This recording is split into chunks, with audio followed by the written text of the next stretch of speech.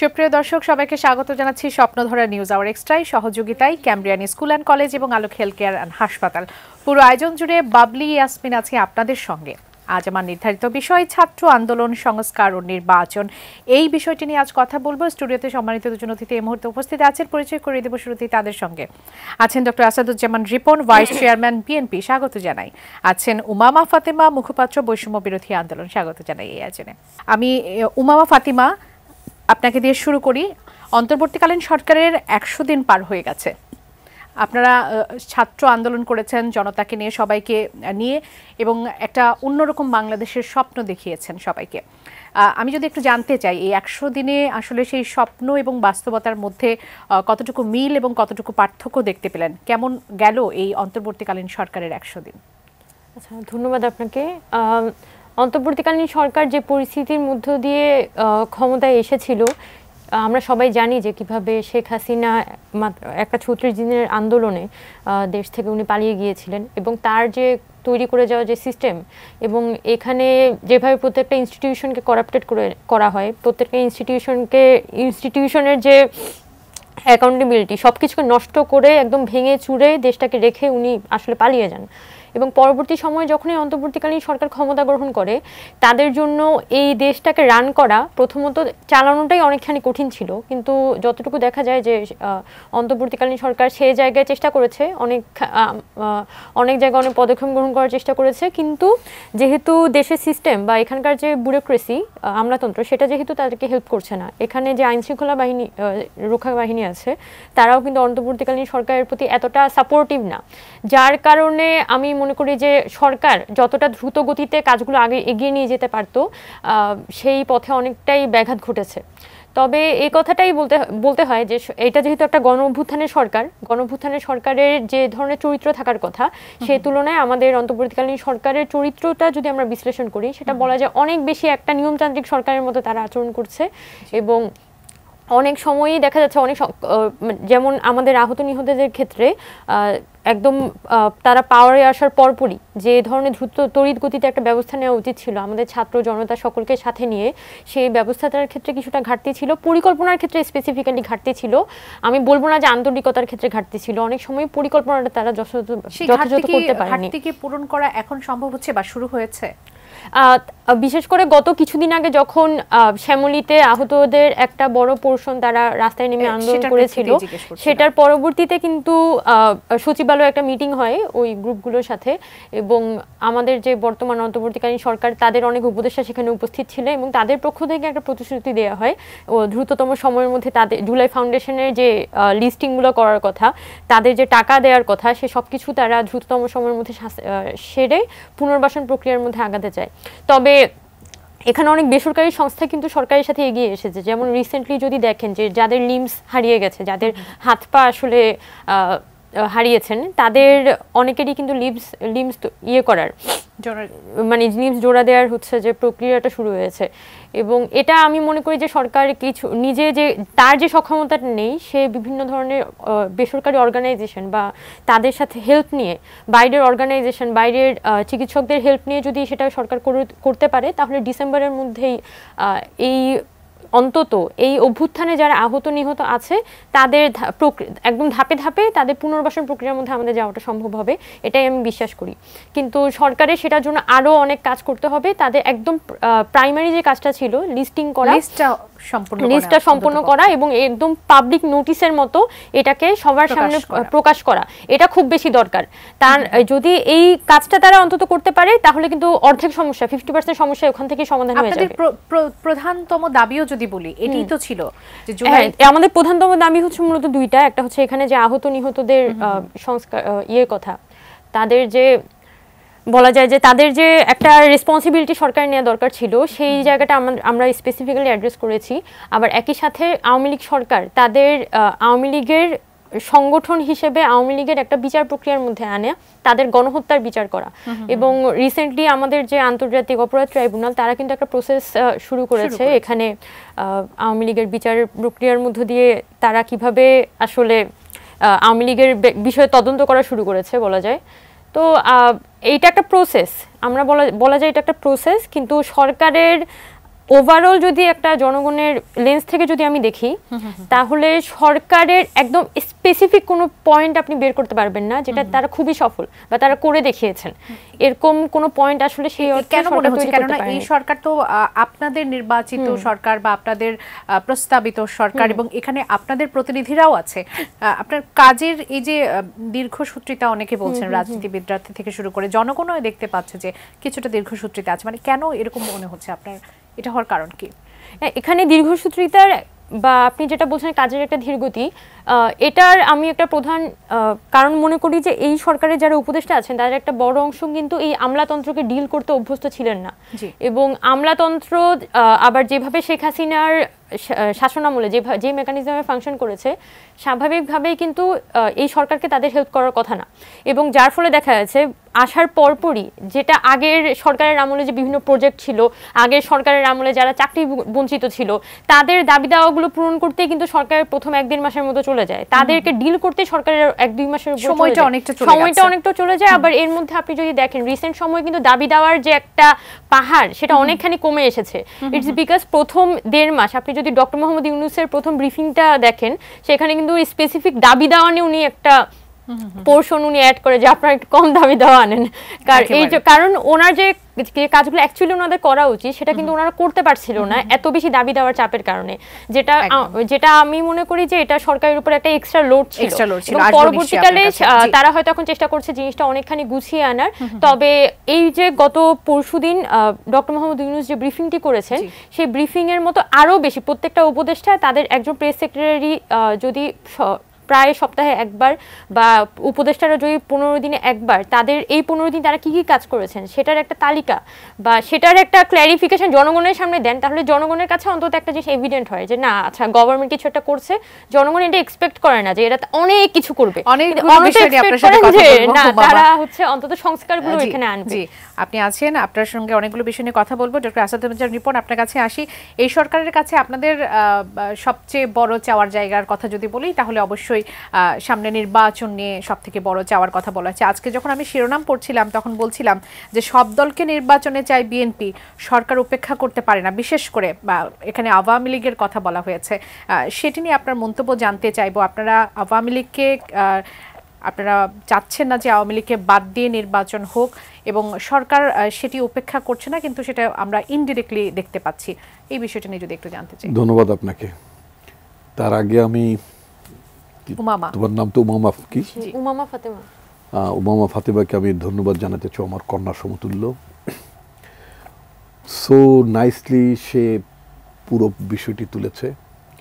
আমি অত্যন্ত মুগ্ধ, খুশি হলাম এই কারণে যে আমি তো নিজে একসময় ছাত্র আন্দোলনের প্রোডাক্ট।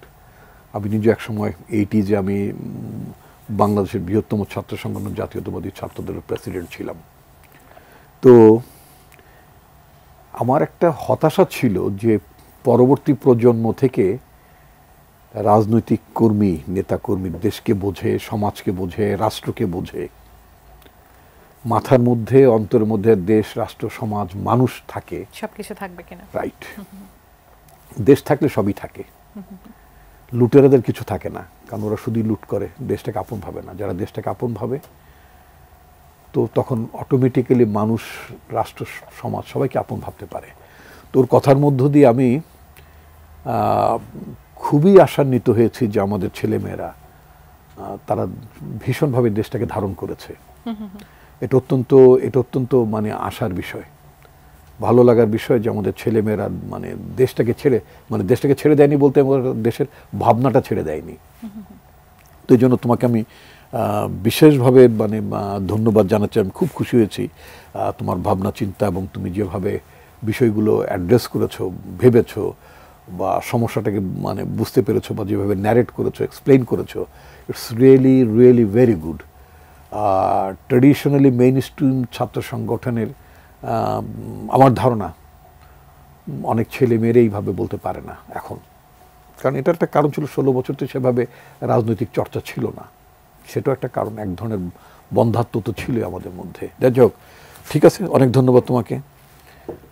আর আপনি যেটা মানে প্রধান উপদেষ্টা প্রফেসর মোহাম্মদ ইউনূস সম্পর্কে যেটা বলছেন, আমার ওনার স্টেটমেন্টের মধ্যে, আমি নিজে তো সাংবাদিকতার কর্মী একজন, আমি সে ছাত্র জীবন থেকে এটা করি। আমি কাল সেদিন হিসাব করলাম যে ছাত্র জীবন থেকে, ছাত্র বয়স থেকেই যেহেতু সাংবাদিকতা সম্পাদক হিসেবে আসি, তাতে আমার সম্পাদক হিসেবে আমার বয়স সেদিন দাঁড়িয়েছে 43 বছর। 1981 সালে আমি পত্রিকার সম্পাদক হিসেবে ডিক্লারেশন পাই। তো তাতে করে তো বোধহয় এরকমই বয়সটা বোধহয় এরকমই দাঁড়ায়, মানে সম্পাদক হিসেবে আমার বয়সটা এই দাঁড়ায়। তো আমি যদি ওনার বক্তব্যটাকে যদি অ্যানালাইজ করি, আমার কাছে কাইন্ড অফ ফ্রাস্ট্রেশন ছিল ওনার এই মানে আওয়ামী লীগের নির্বাচনে অংশগ্রহণ করার ব্যাপারে যেটা যেটা বলেছেন, সেটা একটা পলিটিক্যাল পার্টি হিসেবে আমি তো সার্টেনলি মানে মানে আরেকটা দলকে নিষিদ্ধ করা হোক বা আমরা ঠিক আওয়ামী লীগের মতো একা একা নির্বাচন করে এরকম আমরা ভাবতে পারি না।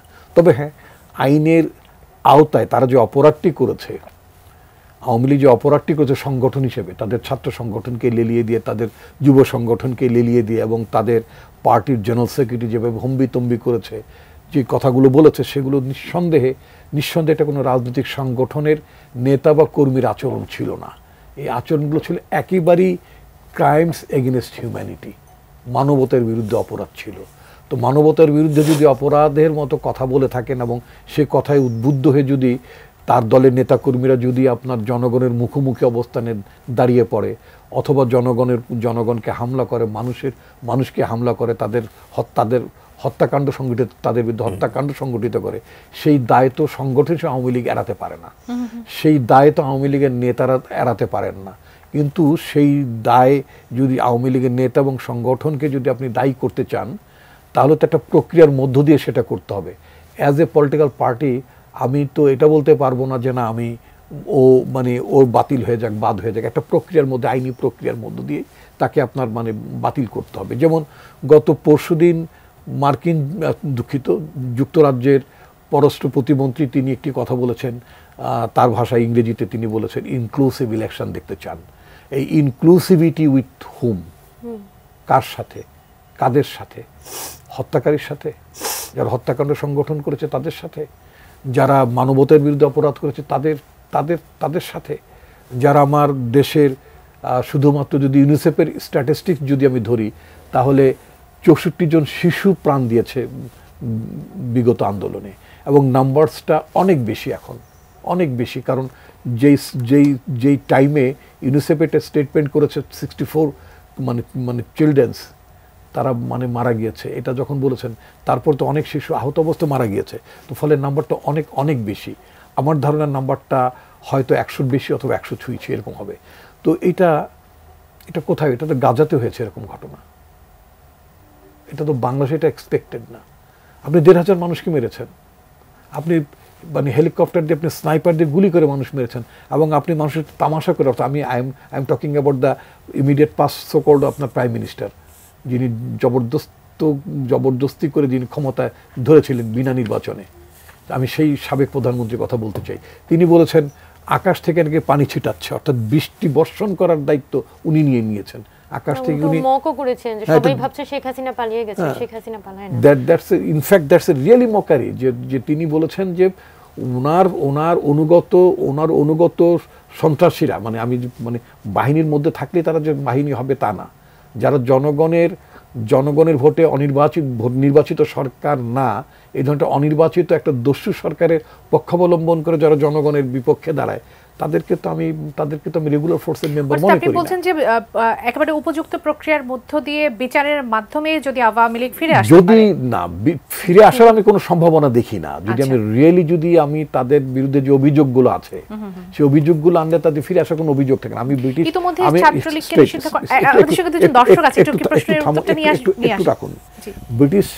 State minister for foreign affairs Catherine West, তিনি যে ইনক্লুসিভিটির কথা বলেছেন, আমি ওই কথাটি আমাদের পররাষ্ট্র উপদেষ্টার সামনে বলেছেন।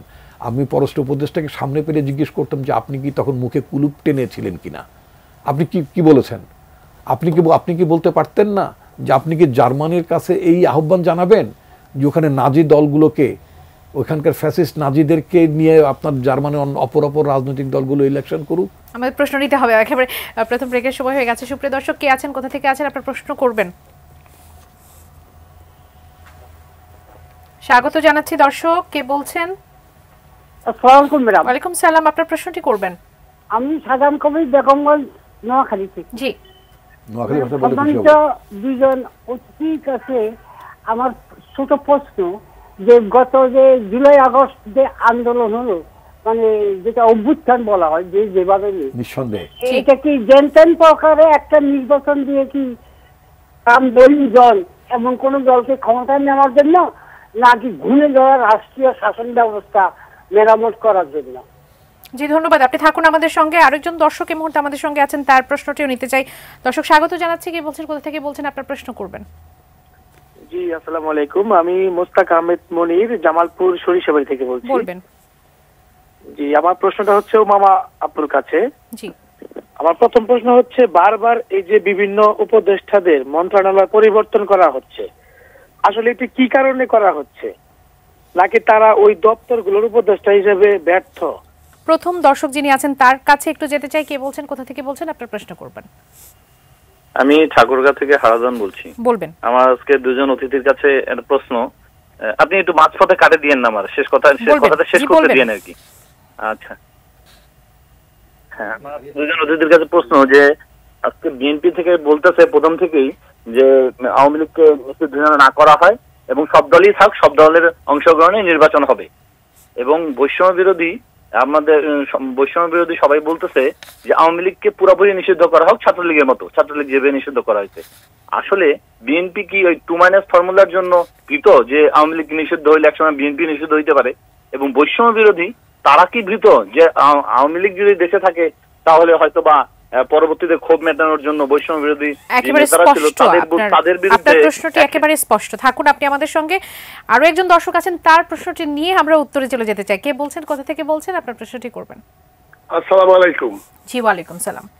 খসরু বলছিলাম পিরিজপুরের কাউখালী থেকে। জি বলবেন। জনাব আসাদুজ্জামান সাহেবের কাছে, রিপন সাহেবের কাছে আমার প্রশ্ন, বিএনপি বিগত দিনে অবাধ নিরপেক্ষ একটি নির্বাচনের জন্য আন্দোলন সংগ্রাম করে যাচ্ছেন। জি, আপনি কি মনে করেন অন্তর্বর্তীকালীন সরকার নির্বাচন কমিশনকে সংস্কার করে অতি দ্রুত সময়ের মধ্যে একটি নির্বাচন দিতে সক্ষম হবেন? আর যদি সক্ষম না হয় সেক্ষেত্রে বিএনপি একটি রাজনৈতিক দল হিসেবে আপনাদের কি করণীয় থাকবে এবং কি করবেন এই বিষয়ে আপনাদের? অসংখ্য ধন্যবাদ। থাকুন আমাদের সঙ্গে। আগের দর্শক, একেবারে প্রথম যিনি দর্শক ছিলেন, তার প্রশ্নের উত্তরটি একটু নিয়ে আসতে চাই। জনাব আসাদুজ্জামান রিপোর্ট আপনার কাছ থেকে নেই, যে জুলাই আগস্টে যে অভ্যুত্থান হয়েছিল সেই অভ্যুত্থান নিয়ে তিনি। আমি বুঝতে পেরেছি। ধন্যবাদ আপনাকে। আপনার প্রশ্নকর্তা অথবা প্রশ্নকর্ত্রী, আমি জানি উনি ওনার নাম বলেন, আমার কাছে মনে হয়েছে উনি প্রশ্নকর্ত্রী মনে হয়েছে আমার কাছে। প্রশ্নকর্তা ছিলেন। জি, কর্তা ছিলেন। আচ্ছা, যাই হোক। তো সার্টেনলি ওনাকে আমি যেটা বলতে চাই সেটা হচ্ছে যে আমরা আমাদের ছেলে মেয়েরা যে আন্দোলনটা করেছে, লড়াইটা করেছে, সংগ্রামটা করেছে, এবং যে এতগুলো মানুষের প্রাণ গিয়েছে এবং এত 20,000-এর মতো মানুষ এখন পর্যন্ত আহতের যন্ত্রণায় কাতরাচ্ছেন এই ফ্যাসিস্ট সরকারের, আগের ফ্যাসিস্ট সরকারের তাদের ফ্যাসিবাদী ভূমিকার কারণে। তো অবশ্যই আমরা একটা ট্র্যাডিশনাল একটা নির্বাচনের দিকে আমরা যেতে চাই না। আমরা চাই যে এমন একটা নির্বাচনী ব্যবস্থা এবং সেই নির্বাচনের মধ্য দিয়ে যে বা যারা সরকারে আসবেন তারা যেন জনগণের কাছে দায়বদ্ধ থাকেন, জনগণের কাছে জবাবদিহি করেন। সুতরাং জবাবদিহিমূলক সরকার প্রতিষ্ঠা করার জন্য certainly we needs some kind of reforms. আমাদের প্রধানতম সমস্যাটা ছিল কিন্তু নির্বাচন কেন্দ্রিক। নির্বাচনটাই দেশে সুষ্ঠুভাবে হতো না বলে একটা আপনার বাংলাদেশের মানুষের কাঁধের উপরে এমন একটা সরকার ক্ষমতায় চেপে বসেছিল যারা মনে করতো কখনই তারা এই সরকার থেকে ছেড়ে যাবে না, এবং তারা বাংলাদেশের টাকা লুট করেছে, জনগণের অধিকার হরণ করেছে। তো এই জাতীয় একটি সরকার তখনই হয় যখন জনগণের ভোটে নির্বাচিত থাকে না, কারণ জনগণের কাছে তার কোনো দায়বদ্ধতা থাকে না। আমরা চাই যে আগামীতে আমাদের ছেলে মেয়েরা যে জীবন দিয়েছে, মানুষ যে জীবন দিয়েছে, শুধু তো ছেলে মেয়েরা না, অনেক মানুষ জীবন দিয়েছে, অনেক শিশুর প্রাণ গিয়েছে, এত বিসর্জনের মধ্যে দিয়ে, এত ত্যাগের মধ্য দিয়ে আমরা তো একটা যেনতো নির্বাচন চাই, আমরা একটা মিনিংফুল নির্বাচন চাই, আমরা একটা অ্যাকাউন্টেবল গভর্নমেন্ট চাই, এবং রাষ্ট্রের গণতান্ত্রিক রূপান্তরও চাই। ওবামা, আপনার কাছ থেকে এই উত্তরটা নেওয়াটা আসলে বেশি জরুরি। ওনারা বলছিলেন যে এই আন্দোলনটা আসলে কিসের জন্য হলো, তাহলে শুধুমাত্র কি বিগত সরকারকে হটানোর জন্য, নাকি নির্দিষ্ট একটি দলকে ক্ষমতায় আনার জন্য? আপনি কি উত্তর দেবেন এটা ছোট করে জানতে চাইবে, কারণ অনেকগুলো প্রশ্ন আছে আমার কাছে। আচ্ছা, প্রথম যে কোশ্চেনটি হয়েছে সেটা কিন্তু আসলে অনেক অনেক গভীর, এটার উত্তরটা তো শর্টে অ্যান্সার করাটা একটু কঠিন, তবে আমি চেষ্টা করব আমার যতটুকু আমার মাথায় আসছে ওইটার ভিত্তিতে আমি একটু আলাপ করার চেষ্টা করি। 2023 সালে যখন বিএনপি একদমই ফুল ফোর্স নিয়ে তারা কিন্তু মাঠে নেমেছিল এই সরকারকে তারা নামাবে এবং অপরাপর রাজনৈতিক সংগঠনগুলোর সাথে একটা যুগপৎ আন্দোলনের মাধ্যমে কিন্তু তারা চেষ্টা করেছিল একটা এই আওয়ামী লীগ সরকারকে তারা পতন ঘটিয়ে সামনে নির্বাচনটা আটকে দেয়। কিন্তু আনফরচুনেটলি তখন কিন্তু সাধারণ মানুষ রাস্তায় নামেনি এবং এটার কারণ এখানকার যে রাজনৈতিক ব্যবস্থা সেই ব্যবস্থার প্রতি আসলে মানুষের সেই অর্থে ভরসা নেই যে আওয়ামী লীগের পরিবর্তে যদি বিএনপি চলে আসে তাহলে কি হবে। এখন আপনার হয়তো মনে আছে কিনা জানি না, যেদিন হচ্ছে ছাত্ররা সম্ভবত সাস্টের থেকে মিছিল বের হয়েছিল 29 জুলাই বা 30 জুলাইয়ের দিকে, শাহজালাল বিজ্ঞান ও প্রযুক্তি বিশ্ববিদ্যালয় থেকে মিছিল বের হয়। তো মিছিলে ওখানে গ্রাফিতি অঙ্কন হয় এবং গ্রাফিতির মধ্যে লেখা ছিল যে তুমি কে আমি কে বিকল্প বিকল্প। এই যে আওয়ামী লীগ সবসময় প্রশ্ন করে যে এখানে বিকল্প কে, তখন সাধারণ জনতা কিন্তু ওই সময়ে উত্তর দিয়েছে যে তুমি কে আমি কে বিকল্প বিকল্প। এবং এই যে নিজেকে বিকল্প হিসেবে দাবি করা, এটার কারণ সে কিন্তু মনে করে না যে আরেকটা রাজনৈতিক সংগঠনকে আমি এইটার সম্পূর্ণ অথরিটি দিয়ে দিব। মানুষ মনে করে যে এই দেশটা আমার এবং এই দেশের সম্পূর্ণ অথরিটিটা আসলে আমার, এবং আমার দেশটা যদি ঠিক করতে এটা আমারই ঠিক করতে হবে। ওই সময় অন্তত মানুষের মধ্যে এই চিন্তাটা ছিল, এই চেতনাটা ছিল যে এই দেশটাকে আসলে নির্মাণ করাটা খুব প্রয়োজন।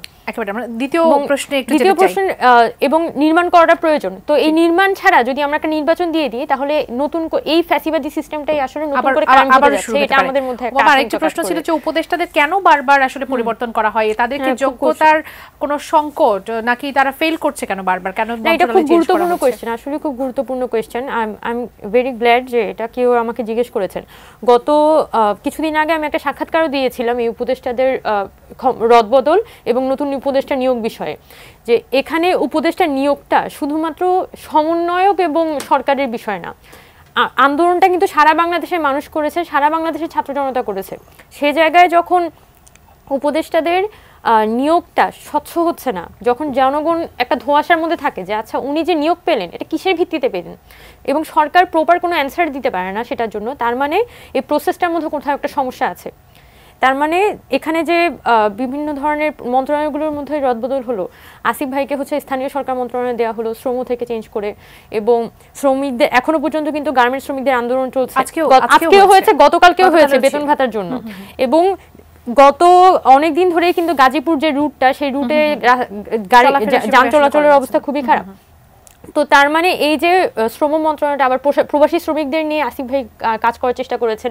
গত কিছুদিন আগেও হচ্ছে উনি বিভিন্ন, আচ্ছা যাই হোক এটা আলাপ না করি, কিন্তু এখানে মূল প্রশ্নটা হচ্ছে জনগণের কাছে সরকারের স্বচ্ছতাটা। যখন আমি একটা মন্ত্রণালয় পরিবর্তন করছি, কেন আমি পরিবর্তন করছি, যখন আমি একজন উপদেষ্টা নিয়োগ করছি, কেন আমি নিয়োগ করছি, এই উত্তরটাই ব্যাখ্যাটা আসলে সরকারের পক্ষ থেকে থাকাটা খুব দরকার, যেটা আসলে সরকার প্রপারলি দিতে পারে না। জি, পরের প্রশ্ন আপনাদের দুজনের জন্যই, যে ঠাকুরগাঁও থেকে যিনি যে দর্শক প্রশ্ন করেছেন যে বিএনপি আওয়ামী লীগকে নিষিদ্ধ করা হোক সেটা চায় না, এবং বৈষম্যবিরোধী আন্দোলনে যারা আছেন তারা চায় যে আওয়ামী লীগকে নিষিদ্ধ করেই দেওয়া হোক। বিএনপি কি ভয় পাচ্ছে -2 ফর্মুলা, এটা নিশ্চয়ই আসাদুজ্জামান রিপোর্ট আপনি বলবেন, এবং আপনারা কি ভয় পাচ্ছেন যে নিষিদ্ধ যদি না করা হয় তাহলে আওয়ামী লীগ আবারও এসে আপনারা বিপদগ্রস্ত হতে পারেন? এরকম একটি প্রশ্ন ছিল। আচ্ছা, আমি যেহেতু আমাকে জিজ্ঞেস করা হচ্ছে, এখানে আওয়ামী লীগের রিসেন্টলি হচ্ছে আওয়ামী লীগের যারা বিভিন্ন মন্ত্রীরা ছিল তাদের একটা বিচার প্রক্রিয়া আন্তর্জাতিক অপরাধ ট্রাইব্যুনালের মাধ্যমে শুরু হয়েছে, এবং গত কিছুদিন আগে ইউনূস সাহেব যেভাবে করে বলছেন যে এখানে চাচ্ছেন যে আওয়ামী লীগ হচ্ছে নির্বাচনে অংশগ্রহণ করুক, আমরা বৈষম্যবিরোধী ছাত্র আন্দোলন এখানে বলতে চাই যে সংগঠনটা একটা রাজনৈতিক লেবাস ধরে ভিতরে একটা সন্ত্রাসী কর্মকাণ্ড চালিয়েছে, বেসিক্যালি সে গত 15 বছর দেশটাকে একটা মাফিয়ার রাষ্ট্রে পরিণত করেছে। এরকম একটা অর্গানাইজেশনকে কোনোভাবে তো আসলে রাজনৈতিক অর্গানাইজেশন ট্যাগ দেওয়াও এই মুহূর্তে কঠিন।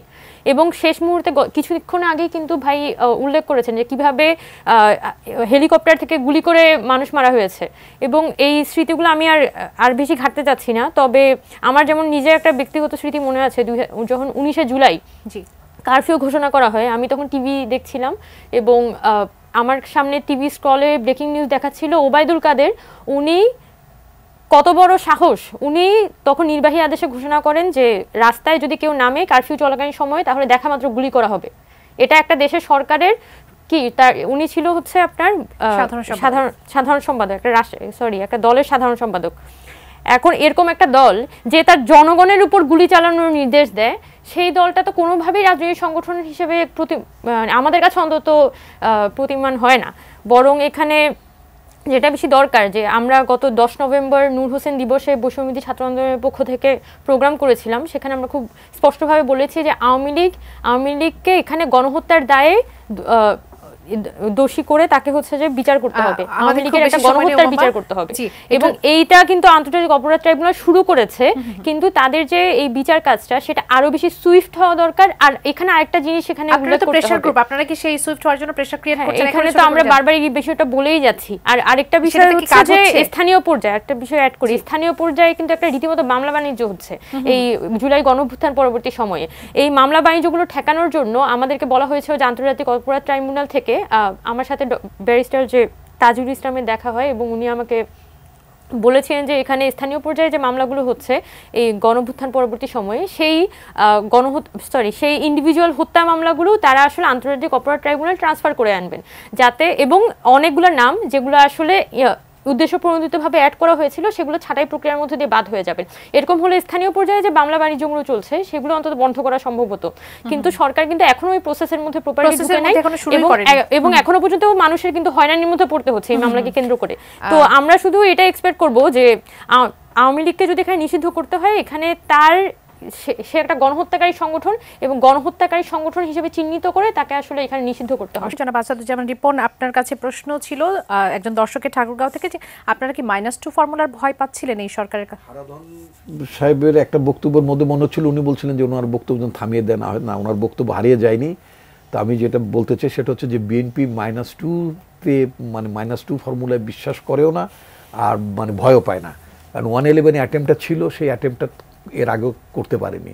এতবার একটা রাজনৈতিক দলকে কোনো কায়দা কানুন করে মাইনাস করা যায় না, এটা একটু বাস্তবতা। একমাত্র জনগণের বিপক্ষে যদি কেউ ভূমিকায় চলে যায়, যেমন আওয়ামী লীগ গেছে, ওটা পলিটিক্যালি মাইনাস হবে, আইন করে মাইনাস করা যায় না, এটা হলো বাস্তবতা। ঠিক আছে? তো আপনি এখন যেমন দেখেন, এখন আওয়ামী লীগের কোনো লোকজন মাঠে আসতে সাহস পাবে না, পাচ্ছে না। আপনাকে ওকে মাইনাস মানে কি মাইনাস, ও তো এমনি মাইনাস হয়ে গেছে।